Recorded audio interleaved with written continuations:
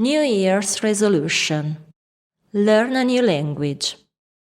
Hi, this is Ilaria from ilazed.com and welcome to the episode number 39 of my podcast Italian Language in English.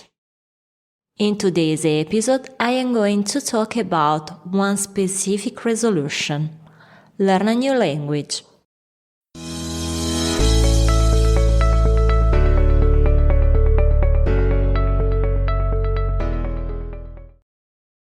A new year is upon us, and as always, we are all struggling with resolutions. To live a healthier life, to work less, to travel more, and, last but not least, to learn or improve a foreign language are the most common ones that we set out to do every year. And I must admit, I am no exception either. So, I would like to start an experiment with you, lasting 1 year, during which we will try to learn or improve a foreign language.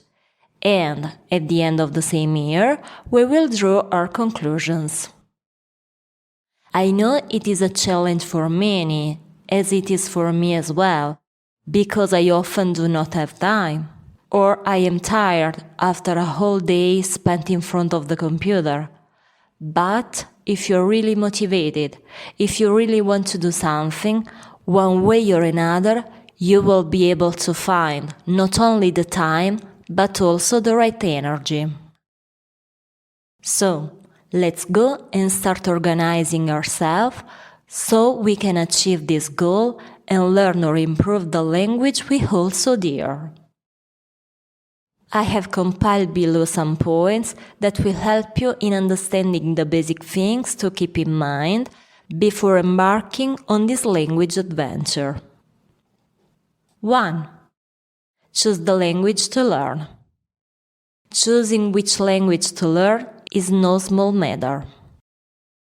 It can be dictated by external needs, such as living in a particular country, believing that knowing a particular language can give us a leap forward in our career, or obtaining a bonus at work if we get a language certification.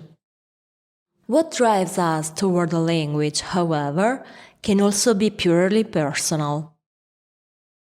A language fascinates us, captivates us, and we feel the need to learn it.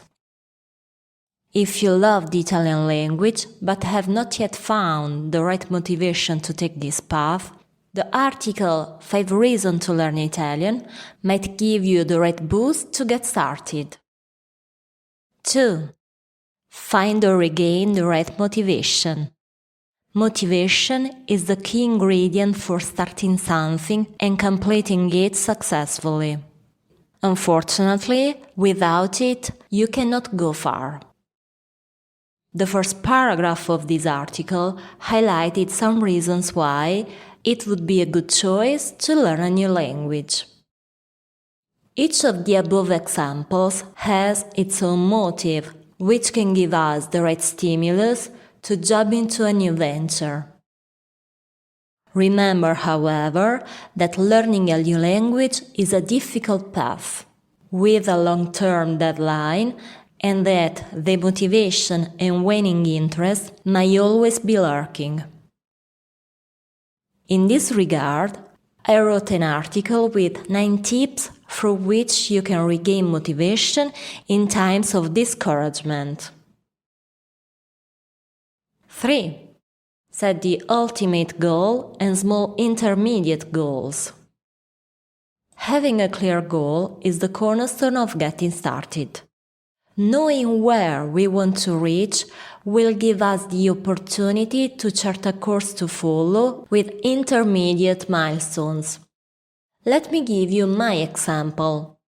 With my English teacher, I have decided that within a year I will study English grammar on my own, at least up to the B2 level, because I believe that knowledge of grammar, however minimal, cannot be ignored.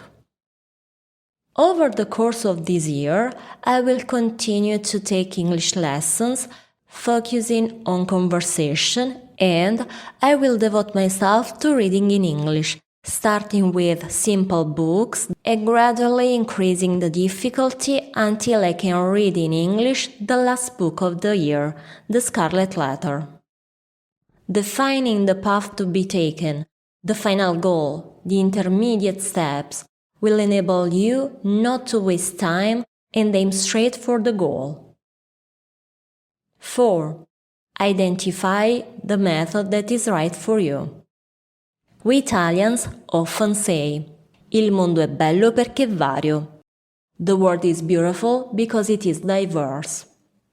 And there is nothing truer, especially when it comes to figuring out the right or the most effective method for learning a new language. Since everyone is different, what works for one person will probably not work for another. There are people who need to study grammar more, while others don't want to hear about it at all. Some have a more developed auditory memory, and others have a more visual memory. In short, what I want to tell you is that for studying to be effective, you must follow your inclinations and find resources that are as stimulating as possible while using a method that is effective for you. 5. Get involved. It sounds easy to say, and it really is. There are many ways to practice, through apps, listening to songs, podcasts, audiobooks, and reading, among others. But remember that there is an even more interactive method that will allow you to make friends and interact with native speakers. Follow, comment, and interact on social media. There are so many Italian groups and profiles of Italian teachers to follow, but not only that. If you have a hobby or a particular passion, look for profiles that deal with the topic in Italian. Don't be shy and start liking, commenting, and exchanging opinion with others. And see how you'll come out of your shell, improve your Italian, and make new friends. 6. Immerse yourself in the culture. Immersing yourself in the culture of the language you're studying is a great way to learn a language. Sayings, proverbs, idioms tell us much about a given culture.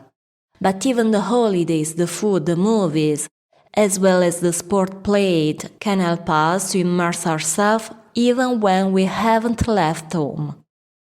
Some time ago, in fact, I wrote an article called Italian Themed Evening, in which I explained in a full detail how to recreate an Italian themed evening at home.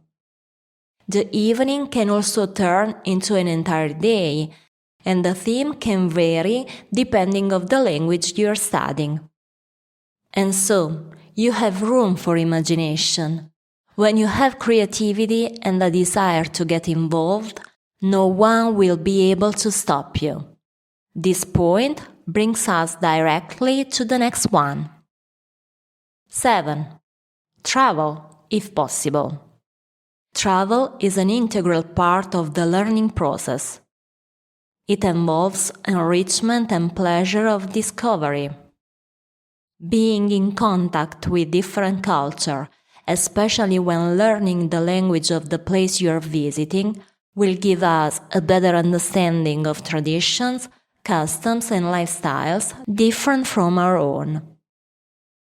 Travel opens our minds, allows us to get unstuck if we are stuck, and allows us to put into practice everything we have learned from studying at home.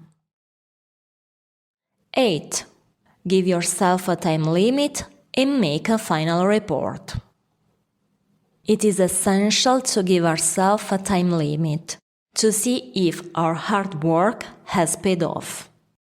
As extensively explained, the maximum the limit I said is 1 year, at the end of which I will take stock by asking myself, for example, have I improved my grammar?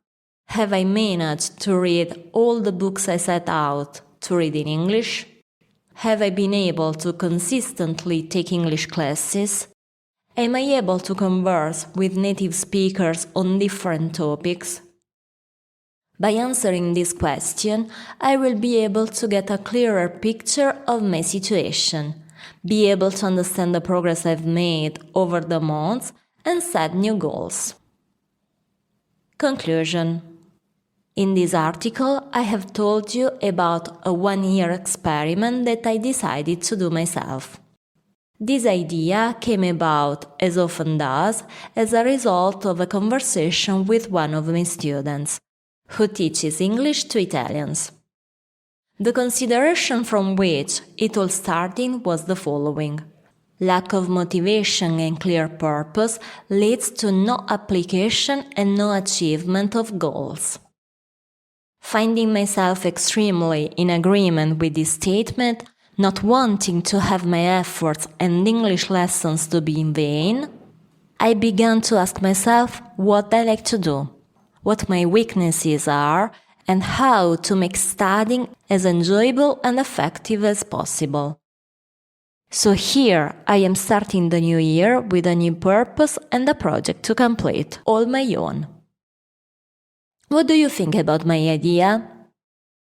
Would you also like to do this experiment and, if you like, share with me the results in a year's time? Remember, this is a challenge with yourself. Method, resources, and timing are all up to you. The only person you have to confront is yourself.